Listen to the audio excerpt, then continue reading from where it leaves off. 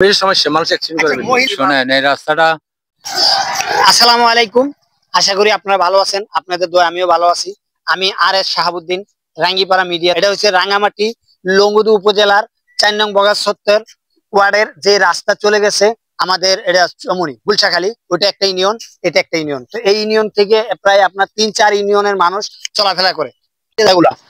এই রাস্তাগুলোর কারণে যে ক্ষয়ক্ষতিগুলো আমাদের হইতেছে, তো এই যে রাস্তা দেখলেন, এখন আমরা যে পাবলিক যে রাস্তা চলাফেরা করে তাদের কিছু মন্তব্য নেই, তাদের কি সমস্যা, কি সুবিধা অসুবিধা, এটা আমরা জিজ্ঞেস করি। আসেন আমাদের সাথে। উত্তর ইউনিয়নের সর্বোচ্চ খারাপ রাস্তা হচ্ছে রাঙ্গিপাড়ার এই রাস্তাটা। এটা না? হ্যাঁ, এই রাস্তাটা সর্বোচ্চ খারাপ রাস্তা। আমি এই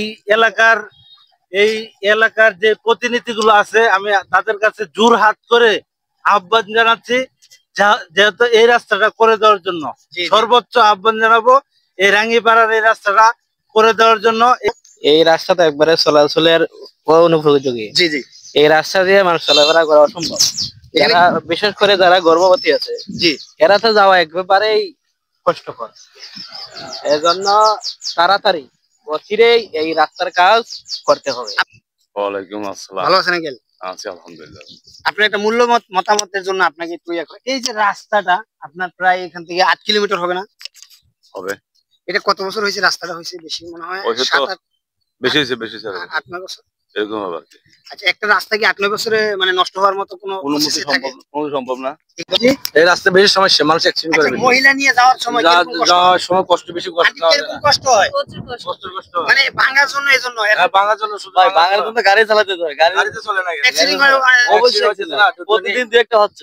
আমাদের এইখানে নজর দেওয়া দরকার নেই। যারা দায়িত্বশীল এখানে আছে, তাদের দুর্বলতা আছে তাদের। ভালো আছে।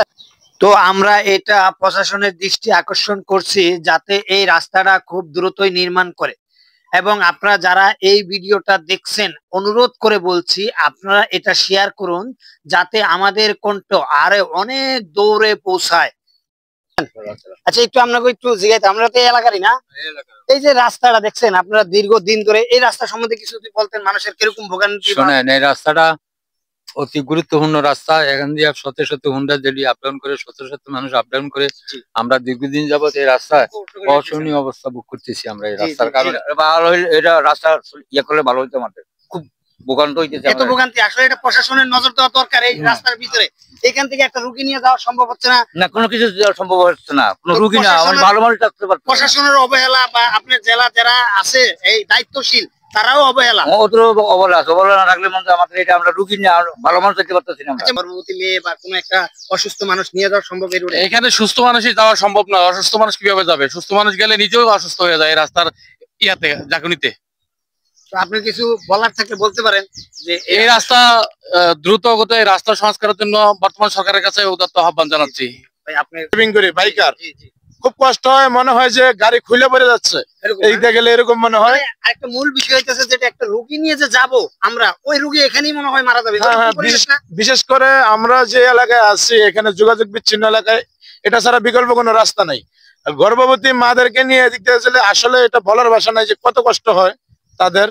তো আমি যথাযথ কর্তৃপক্ষকে দৃষ্টি আকর্ষণ করবো অতি দ্রুত যেন এই রাস্তাটা সংস্কারের কাজ। ঠিক আছে ভাই, আপনার মূল্যবান সময়। এখানে এই যে রাস্তা দিয়ে চলাফেরা করেন, যে মহিলাদের প্রচুর কষ্ট হয় না ভাই? কষ্ট মানে গাড়ি নিয়ে মাঝে মাঝে রাস্তার বাইরেও চলে যায়, এখন কি করার, না পারতে এই রোড দিয়ে যাওয়া লাগতেছে আমাদের। এখন মানে আমাদের আর কোনো বিকল্প নাই এই রোড ছাড়া।